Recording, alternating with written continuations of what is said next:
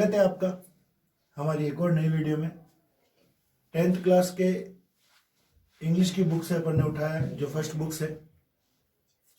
Book है, उसका chapter है द ट्रिब्यूट, भेंट, गिफ्ट।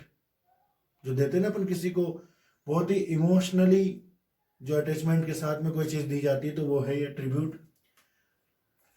तो ये जो कहानी स्टार्ट होती है, इसमें 3 भाई रहते हैं, लेकिन मैं आपको सबसे पहले जो बताऊंगा एक बाबुली एक नाम का बंदा है। वो जो बंदा है वो भुवनेश्वर उड़ीसा में रहता है और बहुत ही ज्यादा कंजेस्टेड रहता है। वो कंजेस्टेड बोल सकते हैं, काम में घिरा हो। वो गांव भी नहीं जाता और गांव से बिल्कुल टूट चुका है। 2 साल हो गए उसको। 2 साल से उसने एक लेटर तक नहीं लिखा गांव के लिए। उसकी माँ अक्सर पहले कंप्लेनिंग लेटर भेजती रहती थी कि भाई तू शादी के बाद से बहुत बदल गया, तू लेटर नहीं भेजता, लेकिन उसका रिप्लाई भी नहीं करता था ये।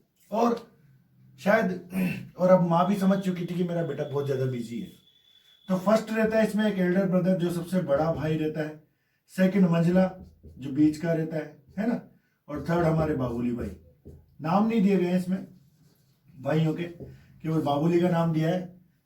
बाकी देश बहनूर ने लिखा है, देश बहनूर पेन नेम है उनका, रियल नेम अलग है। तो फर्स्ट जो बंदा रहता है, उन्होंने इन दोनों को पाला है, पूरी फैमिली को संभाला है। किस तरीके से आगे बढ़ती है कहानी, चलो शुरू करते हैं। तो भुवनेश्वर की कहानी है ये। भुवनेश्वर से दूर कोई गांव है इस बाबुली का, उसकी कहानी है। पहले भुवनेश्वर में स्टार्ट होती है किस तरीके से। एक ये लिपिक है, क्लर्क है, एक बाबू है ये किसी कंपनी के अंदर वहां काम करता है। पहले भुवनेश्वर में ही पढ़ाई करी इसने और भुवनेश्वर में ही पढ़ाई करते करते ये भुवनेश्वर में ही जॉब लग गया। पहले के जमाने में जब ये पढ़ता था तो ये गांव जाया करता था। वो कहानी मैं बाद में बताऊंगा, लेकिन अभी प्रेजेंट कहानी पे आते हैं।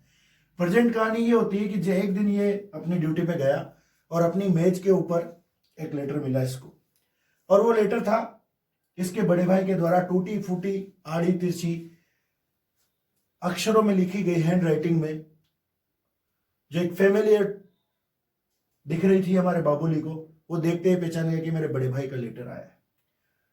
बाबुली उस लेटर को पढ़ता है और पढ़ने के बाद में बिल्कुल पसीने पसीने हो जाता है, क्योंकि उस लेटर के अंदर जो स्टेटमेंट थे वो ये थे कि भैया तुझे आना पड़ेगा, यहां पर बंटवारे की बात हो चुकी है। जो सेकंड, देखो भाई मैं बता देता हूं कारण आपको। सेकंड भाई की वाइफ और सेकंड भाई दोनों अड़ गए कि हमें बंटवारा चाहिए, हमें बंटवारा करना है, हमें पार्टीशन करना है, अड़ गए। इसके अलावा और कोई सॉल्यूशन था नहीं, क्योंकि वो दोनों बहुत बुरी तरीके से, उनकी जो दोनों की वाइफ थी, फर्स्ट वाले भैया की और सेकंड वाले भैया की, दोनों की बहुत झड़प हो गई थी किसी मामले पे, क्वारल विद, मतलब समझ सकते हो आप, झगड़ा हो गया था। और फिर इसका डिसीजन जो हुआ लास्ट में कि डिवाइडेशन होगा, बंटवारा होगा। अब भाई 3 भाई हैं तो ऑब्वियसली आप जानते ही हैं कि शेयरिंग जो होगी 3 पार्ट में बटेगी। अब 3 पार्ट में कैसे बटेगी वो सब ऐसा डिसाइड किया जाएगा।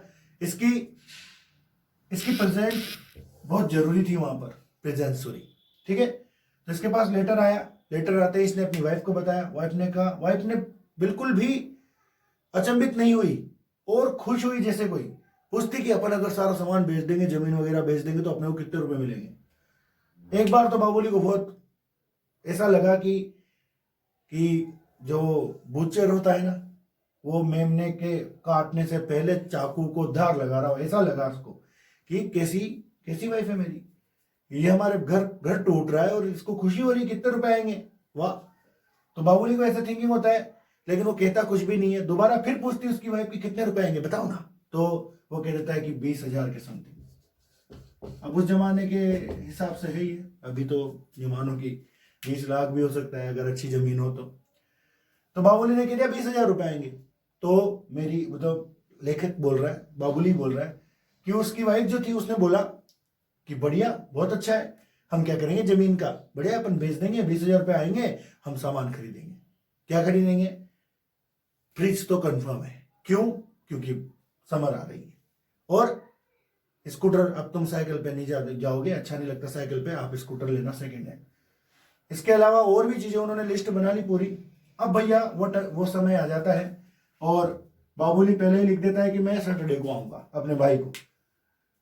ये उसी पुरानी बस में जाता है जिस बस का हॉर्न छोड़ के सब कुछ बजता है, ठीक है ना, मतलब हॉर्न ही नहीं बजता उस बस का और सब कुछ बजता है, यानी वो खड़ी भी रहती है तो आवाज करती है। उस बस में जाता था, पहले भी जाता था, लेकिन वही बस थी आज भी, यानी आप समझ सकते हैं कि किस तरीके की बस होगी वो, बिल्कुल खटारा। और वो वहां से बैठता है, अपनी माँ के लिए लिंगराज जी का मंदिर से प्रसाद लेता है और चढ़ने की कोशिश करता है, लेकिन जल्दबाजी में उसका घुटना टकरा जाता है और वो गिर जाता है, वो प्रसाद और उसका सूटकेस फिक जाता है। तो ऐसा लगा कि सभी जब लोग उसकी तरफ देखे तो उसे ऐसा लगा कि कितने सालों बाद गांव जा रहे हो। हंस रहे थे उसके ऊपर कि सिटी बाबू बनने के चक्कर में तू तेरे कनेक्शन भूल गया इससे, गांव से। अब उसी परिवेश में आगे आके बैठ जाता है। वो उसकी सीट फिक्स सीट थी बस के ड्राइवर के जस्ट पीछे वाली, और उस सीट पर बैठकर वो नज़ारे देखा करता था। ये उसके बचपन के समय की बात है, दैट मीन जब वो स्कूल में पढ़ता था, हाई स्कूल में पढ़ता था, जब हर सैटरडे वो अपने गांव जाता था। हाँ, होता है। जैसे भी अपने सांगोद में कई बच्चे किराए पर कमरा लेकर रहते हैं और वो हर सैटरडे शाम की कोचिंग मिस करते ही करते हैं। 5 बजे अगर कोई कोचिंग होगी तो वो गाँव ही जाएंगे, कोचिंग नहीं आएंगे। तो इसी तरीके से वो बंदा भी हर बार गाँव जाता था और गाँव जाकर अपने बड़ा भाई जो था वो उसको बिल्कुल बहुत बड़े एक पिता की तरह ट्रीट किया था बड़े भाई ने उन दोनों भाइयों को, ठीक है। तो थर्ड भाई के प्रति, छोटा था सबसे तो प्रेम रहता ही है। तो जब कभी वो गांव आता था तो वो उसके लिए मछली पकड़ के लाता था। पिछले उसके घर के पीछे पिछवाड़े में एक तालाब था वहां से, और कभी कभी अगर मछली थोड़ी मात्रा में कम होती थी तो वो अपनी वाइफ से कहता था, फर्स्ट वाला भाई कि एल्डर ब्रदर कि बाबूली के लिए बनाओ बढ़िया धांसू मछली बनाने का, एक्स्ट्रा मस्टर्ड पेस्ट के साथ में, और बढ़िया एक खतरनाक डिश बनाओ, जहर, मतलब वैसा वाला जहर नहीं, आप समझ सकते हैं वो वाला जहर, यानी स्वाद में जहर बेहतर। तो जब कभी भी कम मछली बनती थी, यानी कम मात्रा में होती थी, तो वो मेरे लिए ही पकती थी, ठीक है। ऐसी चीजें उसको याद आती हैं। उसको वो भी याद आता है जब वो उतर जाता है बस के, अब गांव पहुंच चुका है, गांव पहुंचते ही उसका बड़ा भाई वहीं दिखता है। जब बड़ा भाई वहीं दिखता है तो वो उससे डायरेक्ट जाकर उससे वो बैग छीन लेता है। बैग छीनने के बाद में कहता है कि ये भारी होगा, तो आ मेरे पीछे पीछे चल। ऐसे ही पीछे पीछे ये उस समय जाता था जब ये कोचिंग जाता था, ट्यूशन जाता था स्कूल में, सॉरी कोचिंग, एक टीचर के पास में जाता था ट्यूशन। तो रात आते आते लेट हो जाता था, तो इसका बड़ा भाई हमेशा हमेशा इसको लेने के लिए वहां उस टीचर के घर पे पहुंचता था। थोड़ा दूर था घर, रास्ते बन के जाते थे, तो डर नहीं जाए मात्र इसलिए उसके बैग को लेता था। कभी कभी उसको कंधे पर भी उठा के लेके जाता था, घुमाने फिराने खेतों में लेके जाता था, बिल्कुल एज इतना बहुत बढ़िया तरीके से ट्रीट किया था, ठीक है। हुआ गांव, मैं घर पहुंचा। घर पहुंचने पर कोई आवाज नहीं हुई। अक्सर जब कभी मैं पहले आता था तो मेरे जो भतीजे थे, छोटे वाले भाई के, बड़े वाले भाई के, वो भागे भागे आते थे, वो देखो चाचा आया, चाचा आया।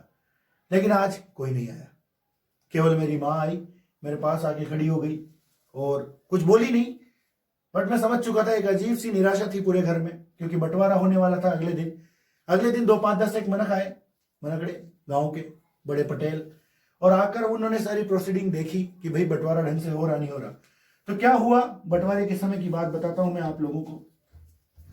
बंटवारे के समय सारी चीजों का ढेर लगाया गया, मूवेबल इमूवेबल सारी, दैट मीन्स डांडा डोर, गाय भैंस बकरी, यहां तक कि आर्टिकल्स, मूर्तियां, छोटी छोटी दिन की बोल सकते हैं आप, राइस क्रशर बोल सकते हैं, डाले बोलते हैं ना अपन, बास्केट, टोकरियां, उन तक को भी।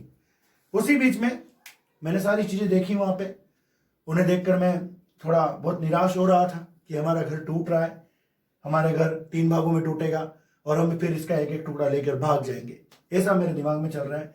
उसी समय मेरा बड़ा भाई उठा हमारे पास से, उठकर गया और अपनी घड़ी खोली जो रिस्ट वॉच थी उसके पास, क्योंकि वो मेरे पिताजी ने दिलाई थी, तो वो यूं सोचता था कि वो भी बंटवारे का हिस्सा होगी, तो उसने घड़ी खोल के वहां रख दी। ऐसा करते हुए शायद उसकी आंखों से आंसू गिरा था और मेरा बड़ा ही भाई वापस आ गया और वहीं पे आके खड़ा हो गया जहां पे वो खड़ा था। मेरे बड़े भाई ने सारी प्रोसीडिंग को बिल्कुल उसी तरीके से ध्यान रखा जिस तरीके से मेरी शादी और उसके बेटे की जो जनेऊ धारण हुआ था उस समय, थ्रेड सेरेमनी आप समझ सकते हैं, वो जब हुआ था उसके देखो आपने भी देखा होगा कई सारे प्रोग्राम में जब जो बड़े समझदार लोग होते हैं वो खड़े हो जाते हैं, जैसे अगर मान लो खाना भी चल रहा है तो वो पूरा निरीक्षण करते हैं कि कौन सी पंगत में क्या कमी है, वो डायरेक्शन देते हैं। वैसे ही मेरा बड़ा भाई वहां पे पूरी निष्ठा के साथ में पूरा काम कर रहा था। मैं फिर कह रहा हूं आपसे, जिम्मेदारी इंसान को बहुत बेहतर बनाती है, और ये बड़े भाई की वजह से ही थे ये दोनों भाई बने इतने अच्छे। तो वो घड़ी से उसको एक इंसिडेंट याद आता है कि एक जमाने की बात थी जब मैंने एमए किया था, तो इंटरव्यू के लिए मुझे पैसे की आवश्यकता थी अपने बाबूली को। तो जब इसने बड़े भाई को लिखा तो बड़े भाई के पास भी ज्यादा पैसा था नहीं, तो बड़े भाई ने ये घड़ी मॉर्टगेज बोले तो इसको गिरवी रखकर उसने उसको 150 रुपये भेजे थे। तो आप समझ सकते हैं कि कितना ज्यादा सेक्रीफाइस एक बड़े भाई के रूप में उस एल्डर ब्रदर ने किया था। और अब आगे की कहानी, प्रश्न ये था कि वो घड़ी शायद उसके पास आती भी या नहीं आती, क्योंकि देखो गिरवी रखी हुई चीज कंफर्म थोड़ी ना है, आपकी स्थिति क्या होती है इसके ऊपर डिपेंड करता है, आप छुड़ा पाओगे नहीं छुड़ा पाओगे। लेकिन वो घड़ी वापस आई और उसने वहां पर ढेर में डाल दी। बंटवारा हो गया, सारा सतुना, सारा खत्म, सारा जुगाड़ फिनिश। 3 भाग हो चुके थे, मेरे को मेरे हिस्से की जमीन बता दी गई। और उसी समय जब बंटवारा खत्म हुआ, फिनिश हुआ, मेरे सेकंड मंझले भाई ने मुझसे कहा कि यार तू बाबूली क्या करेगा जमीन की, मैं तेरे को 18,000 रुपए दूंगा, आप तू मेरे को जमीन दे दे। 18,000 रुपए में भाई प्रपोज कर दिया उसने, लेकिन मैंने उस समय कुछ नहीं कहा। शाम को मेरा बड़ा भाई मुझे मेरे खेत दिखाने लग गया, जो मेरे खेत होने वाले थे इन फ्यूचर में। उन खेतों में मैंने देखा, जहां जहां भी मैं देख सकता था, मेरे बड़े भाई के उंगलियों के निशान, मेरे बड़े भाई के पसीने से सींचे हुए खेत मुझे दिख रहे थे। मैं बहुत छोटा महसूस कर रहा था अपने आप को, क्योंकि मैं तो उसके पांव तक पड़ना भूल गया था, मैं इतना बड़ा हो गया था। ठीक है, क्योंकि जब वो बस से उतरा था तो उसने उसके पांव नहीं पड़े थे, जो कि ऐसा पहले कभी नहीं हुआ था, हर बार वो पड़ता था पांव। तो ये ईगो होता है, जब अपन बड़े हो जाते हैं तो थोड़ा सा ईगो आ जाता है, हेल्दी ईगो नहीं, सिक ईगो आ जाता है, जिसकी वजह से हम अपने आप को बहुत बड़ा समझने लग जाते हैं, हम रेस्पेक्ट देना भूल जाते हैं। तो सेम कंडीशन यहां पर अप्लाई हुई। वो खेत देखकर, वो खेत को ऐसे इंट्रोड्यूस करा रहा था जैसे कि छोटे बच्चे को अपन किसी अजनबी से इंट्रोड्यूस कराते हैं कि अगला मालिक, अगला तेरा मालिक यही है। तो भाई ऐसा देखा मैंने, और मैं रिटर्न आता हूं और अब मेरा दिमाग खराब हो गया। मैं नहीं चाहता था उस सब कुछ लेना, मेरा दिमाग में से मतलब बहुत गुस्सा आ रहा था मेरे को कि मैं कितना ज्यादा, मतलब कितना बुरा इंसान हूं कि मैंने उनको कभी उसके मतलब 1 रुपया तक नहीं दिया मेरी सैलरी में से। यहां आज भी मैंने उस ढेर में वो कम्बल देखा, जो कम्बल मेरे बड़े भाई का था, जो अक्सर ठंड में वो जब खेत पे जाता था तो वो खुद ओढ़ता नहीं था, मुझे उड़ा के जाता था, क्योंकि मैं गलियारे में सोता था। तो आप सोच समझ सकते हैं कि कितनी बड़ी चीज थी। जब मेरे पिताजी शांत हुए थे तब की कंडीशन है ये कि हमारे घर में इतने कंबल नहीं थे, फटे पुराने कंबल थे। तो मेरा बड़ा भाई जब कभी भी खेत पे ऊपर जाता था तो बिना कंबल के जाता था ठंड में, क्योंकि उसका कंबल भी वो मेरे ऊपर डाल जाता था। तो ये चीजें थी, वो फटा हुआ कंबल भी मैंने देखा था। और आज मैं इतना कमाता था कि मैं आराम से उसके लिए स्वेटर खरीद सकता था, लेकिन आज दिन तक मैंने स्वेटर नहीं खरीदा। मैं अपने आप को बहुत छोटा महसूस कर रहा था, बाबूली सोच के परेशान। फिर उसने डिसीजन लिया कि मैं कुछ विशेष करके जाऊंगा। तो वही जो लिस्ट मिली उसको, उसके सामानों की जो मिला उसको, ये सामान ये तेरा है, ये तेरा है। उस लिस्ट के पीछे उसने लिखा एक स्टेटमेंट और अपनी भाभी को दिया कि भाई भैया जी को दे देना, और बिना बताए वहां से निकल गया। अगर बता के जाता तो शायद उसका भाई उसको जाने नहीं देता, उसको प्रॉपर्टी देता। उसमें उसने लिखा कि भैया आपने जो किया है हमारे लिए वही सबसे बड़ी चीज है, मेरे लिए ये जमीन जायदाद सामान कोई महत्व नहीं रखते। मैं तो बस आप ही हो जिसकी वजह से मैंने आज जो कुछ भी मैं बनाऊं, और जो कुछ भी मैंने हासिल किया है उन सब में आपका शेयर है। आपने मेहनत की है, आपकी मेहनत की वजह से हम आगे बढ़े। और अब बात आती है कि अगर आप मेरा चेहरा दोबारा देखना चाहते हैं तो आप ये सारी चीजें रखेंगे, और अगर आपने नहीं रखी तो मैं आपको कभी भी मेरा चेहरा नहीं दिखाऊंगा। और कहानी की एंडिंग यहां पे होती है। मतलब लगभग 10 या 11 चैप्टर है हमारी इस बुक में, और one of the best chapter है ये, आज की संसार को, आज के जीवन को बताते हुए कि किस तरीके से हमारे यहाँ पर डिवाइडेशन, बंटवारा कितना बड़ा होता जा रहा है। देखो आज मैं बहुत बड़ी चीज बताऊंगा आपको, कोई भी 100 बीघा जमीन जब 2 भागों में बंटती है तो वो 50-50 नहीं होती है। ये सबसे बड़ी गलतफहमी है कि वो 50-50 नहीं होती। पता है क्या होता है? वो 49.50 होती है, क्योंकि ये जो मेयर बनेगी ना वो भी तो उसी जमीन पे बनेगी। हाँ, और लोग बाग बंटवारे करा रहे हैं, 4 छोरे हैं तो 25 मत सोच लेना, 24.25। हाँ, सत्य बता रहा हूं, मजाक नहीं कर रहा हूं। इसलिए बंटवारे ना करो, जॉइंट फैमिली में रहो और कोशिश करो फैमिली को बेहतर बनाने की, क्योंकि बंटवारे करोगे तो खर्चे का पता नहीं लगता भाई साहब। डिवाइडेशन करो ना, अगर आप 4 भाई हो तो, सॉरी 4 भाई हो तो कर दो, फिर किराना इसका, कपड़े इसके, हरी बीमारी इसकी, बाकी जो करना धरना है वो उसका। मैं कह रहा हूं आपसे, कितना ज्यादा सक्सेस, कितनी ज्यादा वेल्थी, कितनी ज्यादा एक प्रोस्पीरियस फैमिली आप बनकर उभरोगे, क्योंकि उसमें खर्चे का पता नहीं लगता कि पैसा आ कहां से रहा है और जा कहां रहा है।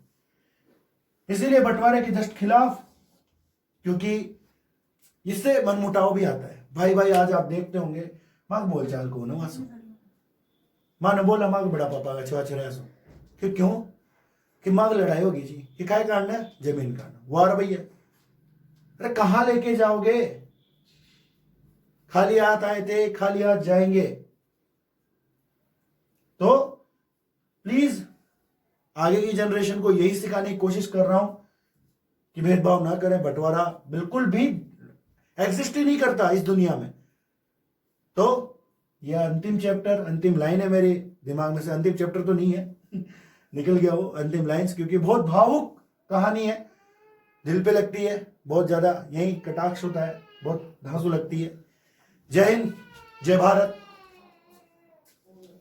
जय श्री राम।